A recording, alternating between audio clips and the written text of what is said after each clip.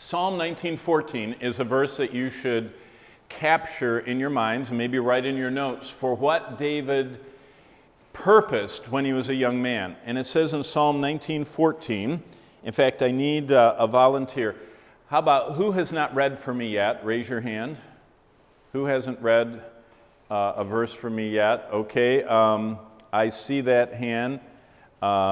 Christian, you read for me, right? Did you read a verse for me yet? No? Then can you look up Psalm 19:14? Psalm 19:14, this one right here. And then I think Sarah is going to be next. And you get Psalm 11:1. Okay. And then I need a volunteer. Daffodil, Psalm 18:46. Okay. So first of all, Psalm 19:14. Think about this. This is what David, to show how much he loved the Lord, did when he was a young person. Okay? Go ahead and hit it, Chris John. Psalm 19, verse 14. Let the words of my mouth and the meditation of my heart be acceptable in your sight, O Lord, my strength and my redeemer. Thank you. That should be the goal of every one of us. Two things: the words I say and what I think about. Acceptable to God. Now, secondly, so that's how David was when he was a young man. Now, in his busiest years of fighting wars and working for the king, David was lonely because he spent so much time away from home out in the war and as a soldier. So what Sarah's going to read us, what Psalm 11 and verse 1 says. In the Lord I put my trust. How can you say to my soul, flee as a bird to your mountain? So thank you for reading that. David was thinking, wouldn't it be nice to just get out of here, fly away like a bird does? But I can't. So what's the beginning? Verse 1. What did David choose to do? In you, O Lord, I put my trust. What does that mean? When I can't change something, if you can't change something, like what you look like, or your family, or how much money, your family has to help you, or when you can't choose something, it's not something you're in control of. In you, O Lord, I will trust. God uses those events. Now here's the last one, and that's the one that, who did I say is going to read 46? Okay, Daffodil. Verse 46.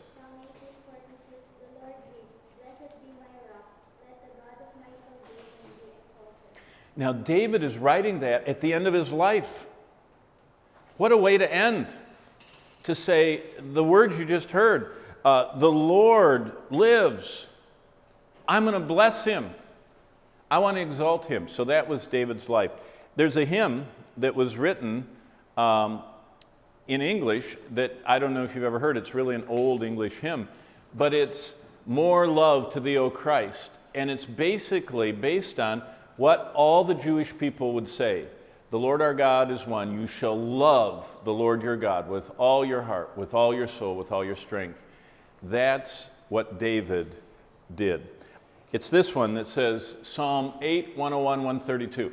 Now this is going to be one of the most exciting sections because this is where David describes how he had pure habits as a young person and how he made promises to the Lord. You remember the Bible? We're focusing in the Psalms right here in this middle section, the life of David.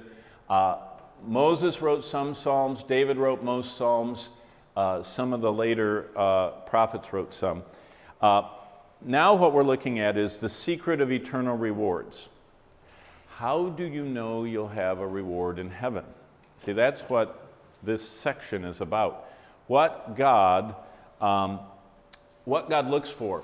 How we have a life after a man or a woman after my own heart, like David was. So how does God describe David? If you look and take your Bibles and look at 1 Samuel 16 and 17, what you find in 1 Samuel 16 is David's life. Basically, the Lord, first of all, says in chapter 16, verse 3, invite Jesse to sacrifice, and I will show you what I should do. You shall anoint for me the one I name for you. Do you understand David's life? God was thinking about David. David didn't know God was thinking about him. But 1 Samuel 16 tells us God had a plan for David. And David, where was David? Away from home, taking care of the sheep. Samuel came to his home. Do you know what I tell people in America when I teach young people like you? God has your phone number. Don't worry about it. He knows how to get a hold of you. He knows where you are. He knows how to find you. All you have to do is say to him, I want to serve you. I want to obey you. So David's life was on God's mind. David's life was disciplined. Look at what it says in verse 11. So by that line, David's life was disciplined, you can write 1 Samuel 16:11. Samuel said, where's David? And they said, he's keeping the sheep. Did you know that David did what his dad asked him to do? Did you know the Bible says if you are faithful in little things, God will entrust big things to you?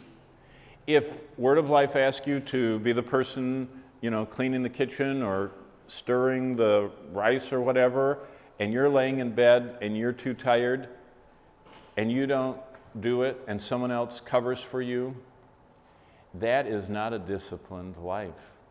God says He wants us to do the little things in life.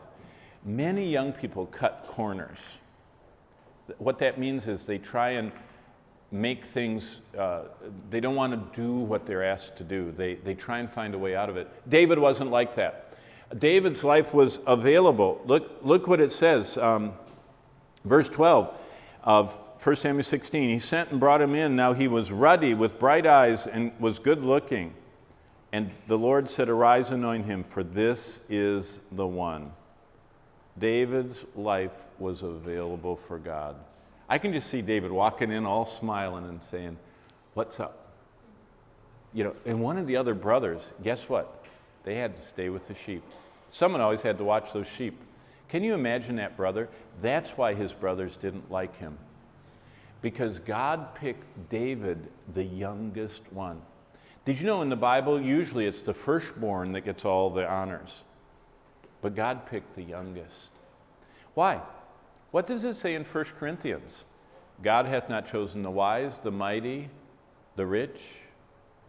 God has chosen the weak. Why does God choose the weak? Why does He pick us when we're weak? So that when He does something with us, He gets all the credit. People say, there's no way Miguel could do that. And then all of a sudden they'll say, God did it. See, that's what the Lord wants to do. And so David's life was empowered by the Lord. It says the Spirit of the Lord came on him, and he became an example. If you look at verse 18 of 1 Samuel 16, it says, one of the servants answered and said, look, I have seen the son of Jesse, the Bethlehemite. He is skillful in playing, a mighty man of valor, a man of war, prudent in speech, a handsome person. What does the end of verse 18 say? Sarah is looking at it. What does it say?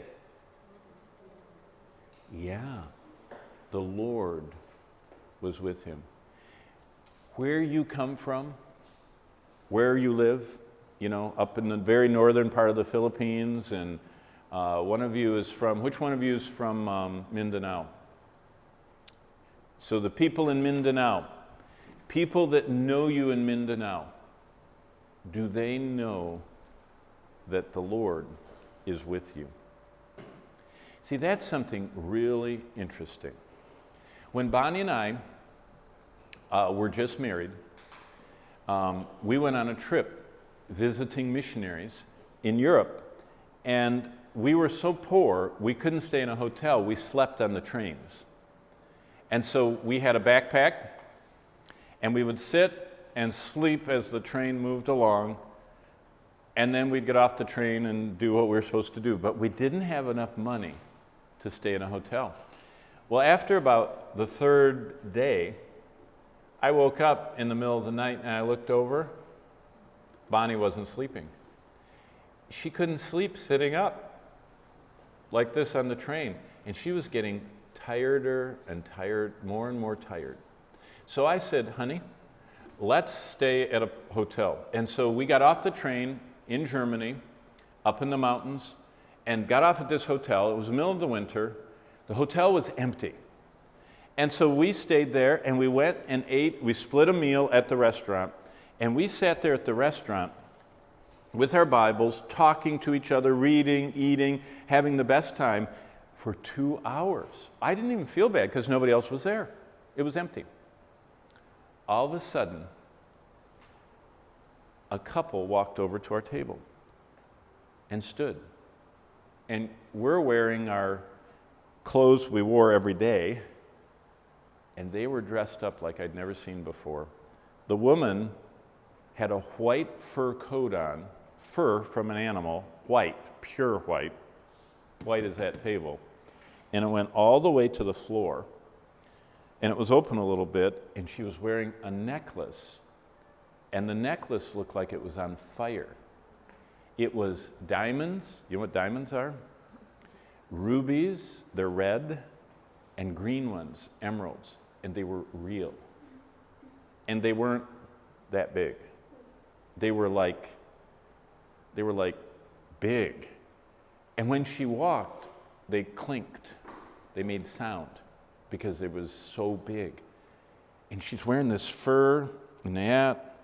And the guy standing next to her, I'd never seen a man dressed like that.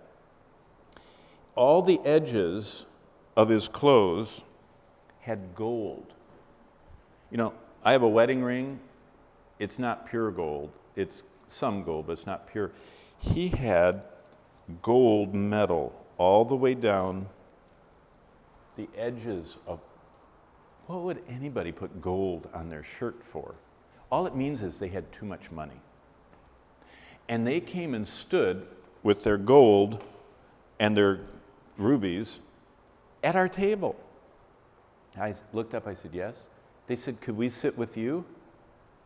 And I thought, there are about 20 tables. Why do you want to sit at my table? And they said, oh, we've been sitting over there for 2 hours watching you. I said, oh, we didn't see you. They said, we didn't think you saw us. And they said, we want to sit at your table. I said, okay. So they sat down. And the man said, I have one question for you. I said, what? He said, we've watched you for 2 hours. He said, why are you so tranquil?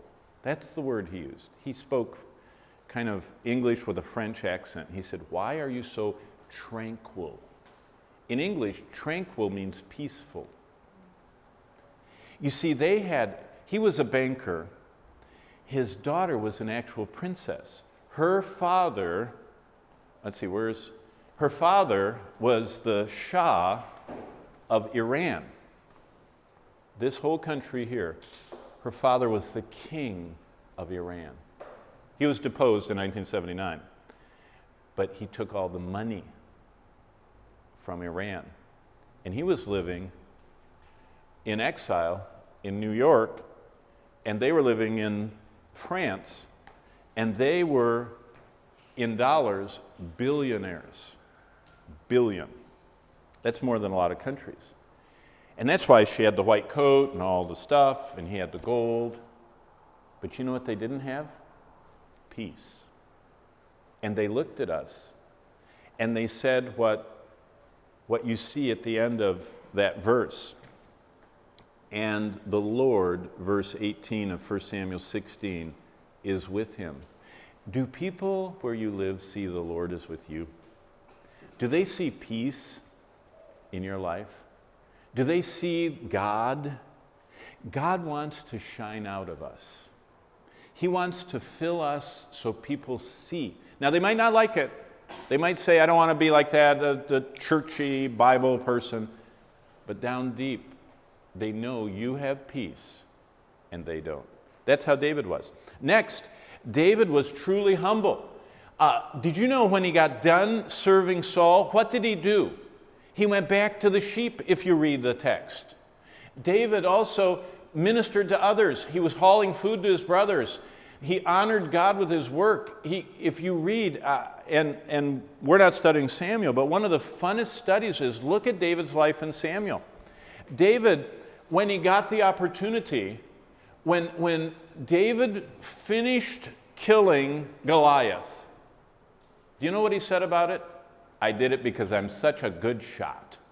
I did it because I'm so smart and so... No. He said, I wanted to defend the honor of God. Why? Because Goliath was cursing God. And it says, look at chapter 17. It says, David, verse 23 of 1 Samuel 17, the last of verse 23 says, so David heard him, and as the men of Israel, verse 24, when they saw the man, they fled from him. And the men of Israel said, verse 25, have you seen that man who defies Israel? And verse 26, David spoke to them and said, what will be done to the man who kills the Philistine and takes away the reproach of Israel? For who is this uncircumcised servant that he should defy the armies, look at verse 26, of the living God? David honored God's name. And by the way, when David killed Goliath, do you remember what he did? He cut Goliath's head off and kept Goliath's sword and took it to his... He kept it. He won it. He beat him. It was a trophy. And he took the sword home. Does anybody know what David did with that sword? Do you remember? The next time we see the sword of Goliath, it's in the tabernacle of God. David gave it back to the Lord. He said, you're the one that defeated Goliath, not me. You're the one that helped me. I'm not going to keep this trophy like it's me. I give it back to you. David poured out his life and made sacrifices to God. Basically, this fella right there, the CT stud guy, said this motto. You know when he said that? On his deathbed, as he's dying, his 4 daughters came to visit him because he never was able to go back home to England. And as he laid there, he said, I don't have anything to give you. Did you know what many parents like to do? They like to leave their house or their money or an inheritance, we call it, to their children. They think it's very important to pass something on. Stud was laying there dying, and he said, I don't have anything left to give you. I gave it all to the Lord a long time ago.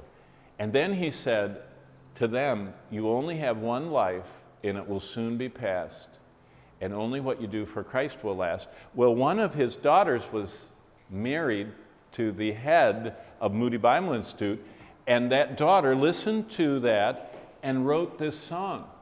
Only one life to offer, Jesus my Lord and King, only one tongue to praise thee, and of thy mercy sing, only one heart's devotion, Savior, O may it be, consecrated alone to thy matchless glory, yielded fully to thee. That's what the Lord wants from us. And that's what the Lord found in C.T. Studd's life and David's life.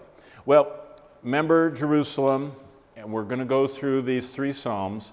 David wrote these Psalms when Jerusalem was a little city like that, 3,000 years ago, when it was a little village, and he wrote down these things. Number 1, how did he defeat Goliath? It's the lesson in how he stood alone for God. And it says in 1 Samuel 17, I wrote the verse down, this day the Lord will deliver Goliath into my hand, that all the earth may know there is a God in heaven. David fought Goliath not to win praise to himself. What is David's life? The purpose of David's life was God's glory. Look what it says in this verse. I come to you, the bolded part, in the name of the Lord of hosts. He's the God of the armies that you have defied. and I'm going to kill you so all the earth may know there's a God in Israel. David was a little boy. Do you know who should have been saying those words? The king, Saul. Do you remember Saul was bigger than everybody else in the whole country? It says in the Bible, Saul, everybody's heads came up to Saul's shoulder, and from here up, he was bigger than everybody else in the whole country. He was kind of like a big guy. He should have been out there facing Goliath. But David's purpose in life, from when he was a shepherd boy, was to glorify God. So, David could stand alone for God because he had God consciousness. Do you remember when David was sitting out with the sheep, what he did? Psalm 19 says he's talking about the heavens declare the glory of God. That's why I love to go walking in the morning here, listening to your river, because I love to see the stars, because the heavens are declaring the glory of God. David stood alone because he had consciousness of God. David could stand alone because he had perseverance. Did you know that David, it says in 1 Samuel 17:28, was abused by his brothers? Look at 1 Samuel 17:28. It says in the 28th verse, Eliab, his oldest brother, heard when he spoke to the men, and he said to David, "Why have you come down here? Who have you left those few sheep with?" Eliab, his older brother, said, "You're nothing. We're in the army, and you just have a few sheep." Do you see how mean his brother was? David could stand alone because he had perseverance. Did you know he didn't stop when he said that? David said, "Well, if you're not going to answer me, I'm going to find someone else." Another thing about David, when his older brother abused him, he didn't speak back to him. Did you know that's one of the marks of strength? If someone speaks evil against you, you don't give it back to him. It says in the Bible, when Jesus was reviled, remember when they were spitting on him and slapping him and hitting him in the judgment before he was crucified, he never said anything back to them. He didn't fight against people. David, when his oldest brother abused him, did not fight. Another thing David did is, Saul, look at verse 33 of 1 Samuel 17. It says, "You're not able to go against the Philistine. You aren't able to do this." Boy, my microphone doesn't want to stay on, but I will leave it there. I'll go like this, like this. I'm sweating too much. Maybe I'll hold it. Verse 33. "You are just a youth. He's a man of war from his youth." And Saul tried to discourage him. And then look what Goliath says. Look in verse 43 of 1 Samuel 17. He said, "Am I a dog that you come to me with a stick?" And the Philistine, 1 Samuel 17:43, cursed David. Wow. What did David write? David wrote the 8th Psalm. And if you look in your Bibles by the 8th Psalm, that's one of those that you're going to find a superscript on. Notice what it says in Psalm 8. It says, "On the instrument of Gath." Where was Goliath from? Gath. And David faced and won this battle, and he writes this Psalm 8 because he was seeking the Lord. Now turn to Psalm 101, and I just want to show you another psalm. Psalm 8 is about David and Goliath, but Psalm 101 is about David as a young man, and all of you are young. David made some vows. What he says in Psalm 101, and I'll go through them with you, he said these three things. Verse 2 is the first one. He says in verse 2, "I will behave wisely. I will walk within my house with a perfect heart." David sought integrity. Secondly, look at verse 3, and that's the middle line there. "I will set nothing wicked before my eyes. I hate the work of those who fall away from God. I will not let it cling to me." David said, "I will set nothing wicked before my eyes," and the end of verse 3, "it will not cling." He says, I'm going to, as it says up there, limit my exposure to evil. And then he goes on to say in Psalm 101, I will, in verse 8, early will I destroy all the wicked of the land. And verse 6, my eyes will be on the faithful. You notice David said, my heroes are going to be the faithful. And verse 8, I'm going to destroy. So Psalm 101 is the pathway of David's life. Verse 2, he says, I want personal integrity. Verse 3, I don't want impurity before my eyes. Verse 4, I'm going to limit my exposure. I'm not going to know wickedness. Verse 6, he says, I'm going to have my heroes be the faithful. Verse 8, I'm going to purge my life of any wickedness. Now, he goes on to Psalm 132. And this is another psalm where David looks back. So turn to Psalm 132 in your Bible and notice what David says. These are how David made little plans in his life. This microphone doesn't like me. There we go. Maybe it'll stand now. Look at Psalm 132. David said this, I will not go to my chamber, verse 3, or go up to the comfort of my bed. I will not give sleep to my eyes, verse 4. Verse 5, until I find a place for the Lord. David said, I'm not even going to go to bed till I spend time in your word. Have you ever heard, it's not here, but in most camps, it's over on your basketball court. What does it say? No Bible, no what? David said that first. David said, I'm not going to go to bed, verse 3. I'm not going to have comfort. I'm not going to sleep, verse 5, until I find place for you. He made time for God. He longed for God. He said that he saw the Lord. In Psalm 132, he was one who longed for God as a shepherd boy. He says, I want to be clothed with righteousness. Look at verse 9 of Psalm 132. Let your priests be clothed with righteousness. Let your saints shout for joy. David wanted to worship the Lord. Another thing that we can take from this psalm is God will use you even if you have little to offer. What did David have to offer? He was the youngest. He was only a shepherd. He wasn't really big. God will use your gifts. God will use what you have. And here are the applications, and they're written down for you. You can stand alone for God. You don't have to go find a Goliath. Just say no to sin. When I was in youth group, when I was your age, did you know in every church there are good kids in the youth group and bad kids? You all know that. And I watched my friends, and they chose between following the ones that were following the Lord or following the ones in the youth group that weren't following the Lord. And I bet even here at Word of Life Bible Institute, you'll have students now and then that secretly are breaking the rules.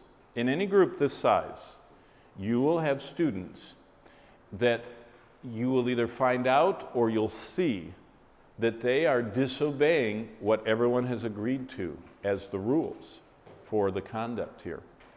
And you make a choice whether you stand alone for God by saying, I won't do that. Now, in my life, what happened, the company I work for, I got a job to go to seminary. I was going to Bible school like you, and I got a job.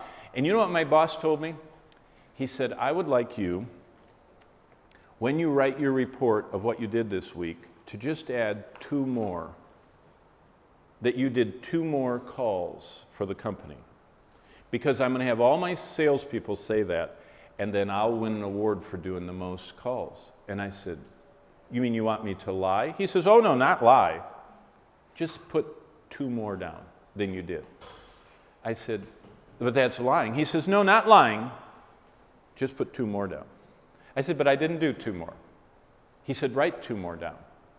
And so I had to choose right then between pleasing my boss, who I worked for, who was paying my salary, or pleasing God. And you know what happened? I said, I can't do that. And he got upset at me, but he didn't fire me. And at the end of the year of work, I had always written down what I really did, and all the other ones wrote down, they didn't add 2, they had 20. I mean, it was like they were visiting the moon, you know, they were just overboard. At the end of the year, our company had, and there were 1,000 of us working for the company. At the end of the year, they had a meeting, and they announced who the number 1 salesman was. My numbers compared to all their numbers were so much lower. And at the end of the year, I'll never forget, the vice president of the company walked up and handed me the plaque. Did you know they knew that everybody else, they knew it was impossible to do as much. And as a statement to the people in the company, they gave me the Salesman of the Year award, even though my numbers were smaller. Because I think the Lord honored that I said no to sin. You can stand alone for the Lord by hungering for him every day. David is an example of what Jesus said, man should not live by bread alone. And you honor the Lord not just by denying sin, but by spending time in his word. So now we have to go to our 5th one, and we'll be caught up. Here we are in our notes. Remember, Psalm 8, Psalm 101, and Psalm 132 are those habits, those vows. Now this is how David went through hard times. And all of us are going to go through hard times. Remember, we're historic. Now let's go to Psalm 11. So everybody open to Psalm 11, and I'm going to walk through all the amazing truths that we can find in Psalm 11. And then we'll do 59, and then we'll do 64. But before we do that, usually what I do with my classes is I hand out a piece of paper right now, and I do this. Maybe I should do that. I just don't have any paper. Does anybody have 2, 4, 6, 8, 11, 12, 13, 15 little pieces of paper? Does anybody have a notebook I could tear it up in little pieces? You do? Can you tear up, get 15 little pieces?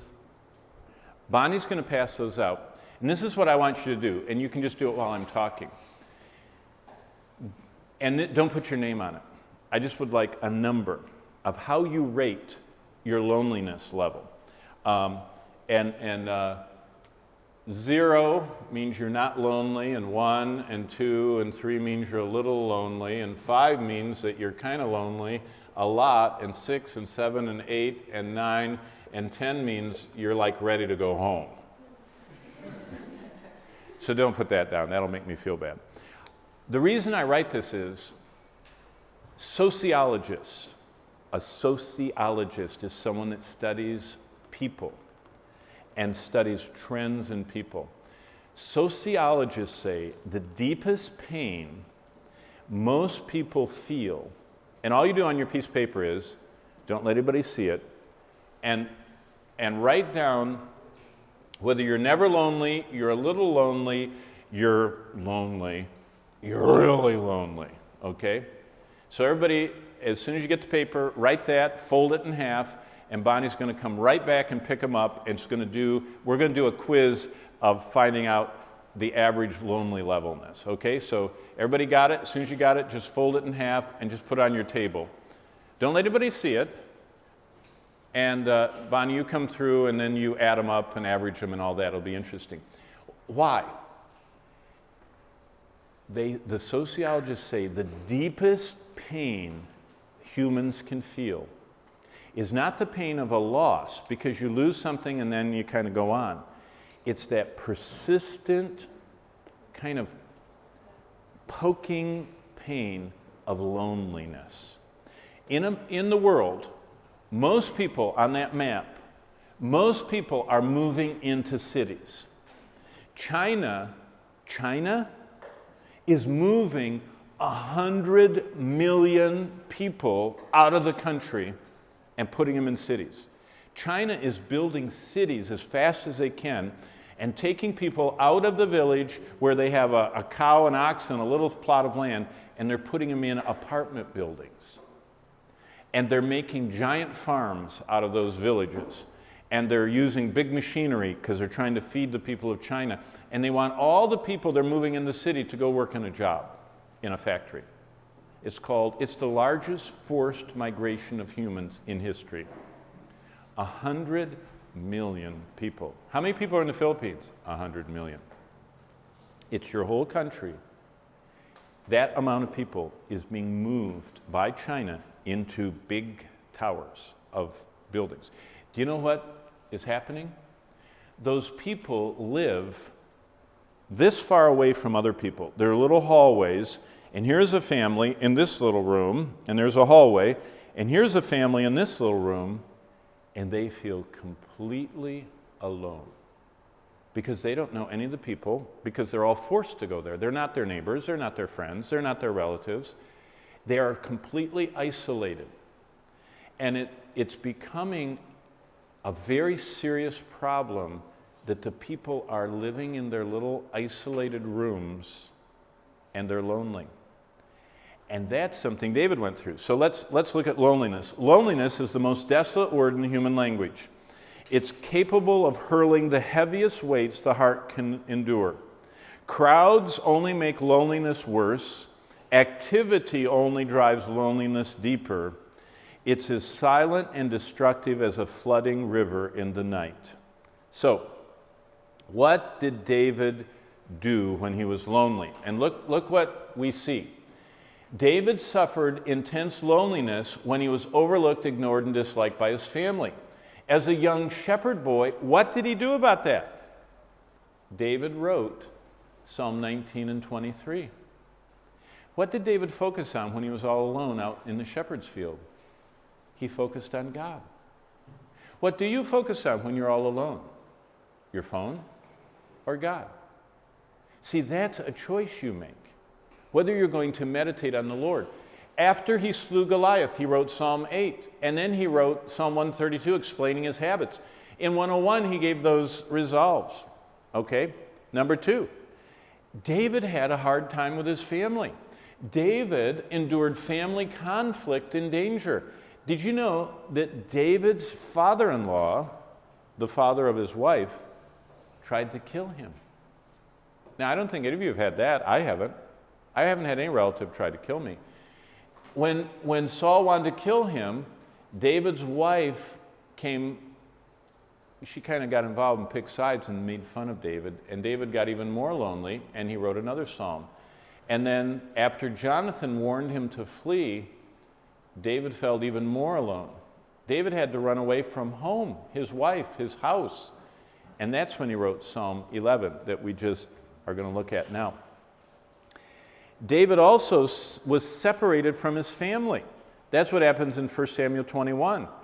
And that's when he wrote another psalm about what it's like to be, his family was in danger, so David sent his family across, he sent them over here. Here's your picture of where, this is where David was in Judea, and he sent his family around and over on the other side of the Dead Sea to Moab. Because he said, if I leave my family here, Saul's going to kill my parents and even my mean old brothers that never liked me. And David sent them, and they left Bethlehem, and he put them here. That's loneliness. And that's the depth. Okay, how do we do on our loneliness score? Are you still tabulating?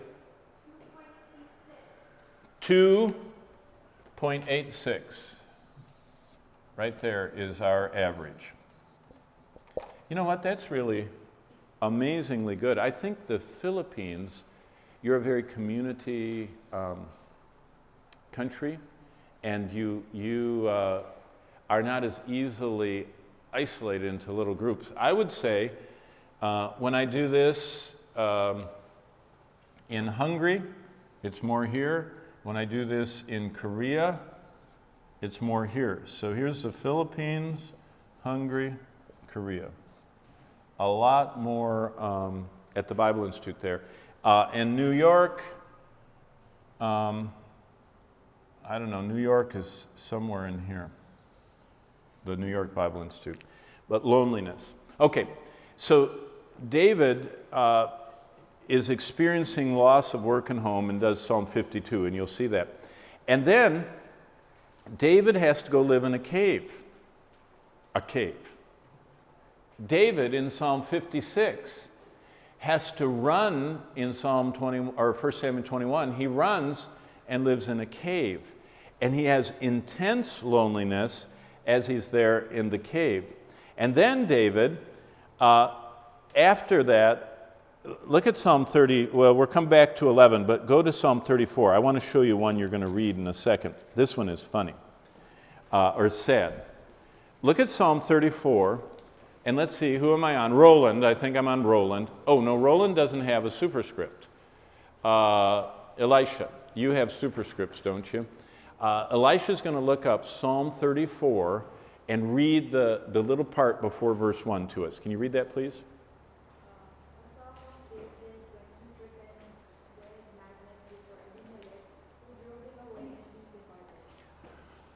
Whoa.